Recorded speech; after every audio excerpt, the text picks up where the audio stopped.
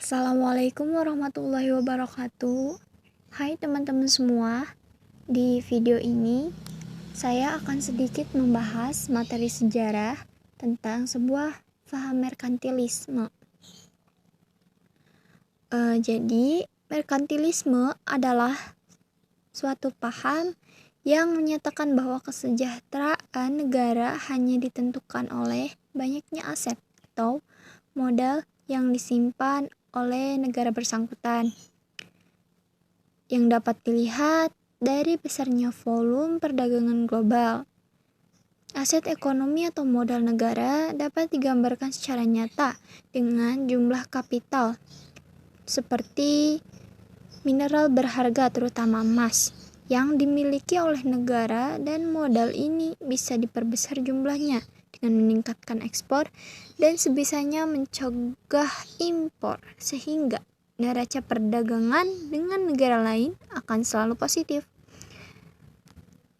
Merkantilisme mengajarkan bahwa pemerintahan suatu negara harus mencapai tujuannya dengan melakukan perlindungan terhadap perekonomian dengan mendorong ekspor dan mengurangi impor.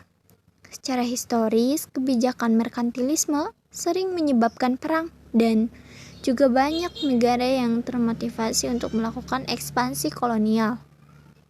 Kebijakan lainnya termasuk menciptakan koloni di luar negeri, melarang daerah koloni untuk melakukan perdagangan dengan negara-negara lain,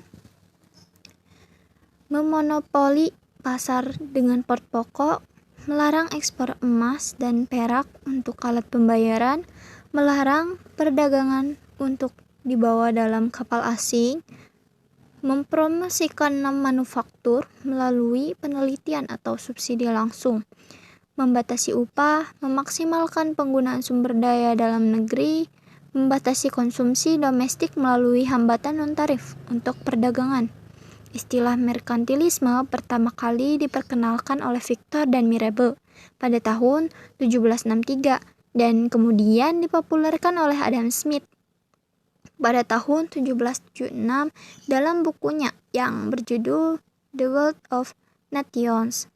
Istilah merkantilis sendiri berasal dari bahasa Latin mercari yang artinya untuk mengadakan pertukaran, serta berakar dari kata merc yang artinya komoditas.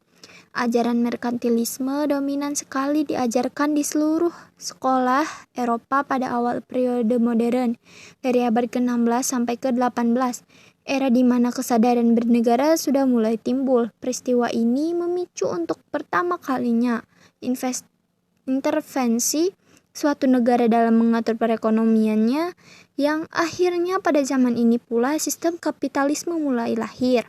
Kebutuhan akan pasar yang diajarkan oleh teori merkantilisme akhirnya mendorong terjadinya banyak peperangan di kalangan negara Eropa, dan era imperialisme Eropa akhirnya dimulai.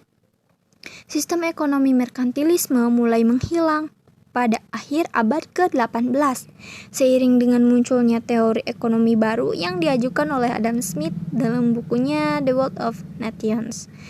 Ketika sistem ekonomi baru diadopsi oleh Inggris yang notabene-nya saat itu adalah negara industri terbesar di dunia.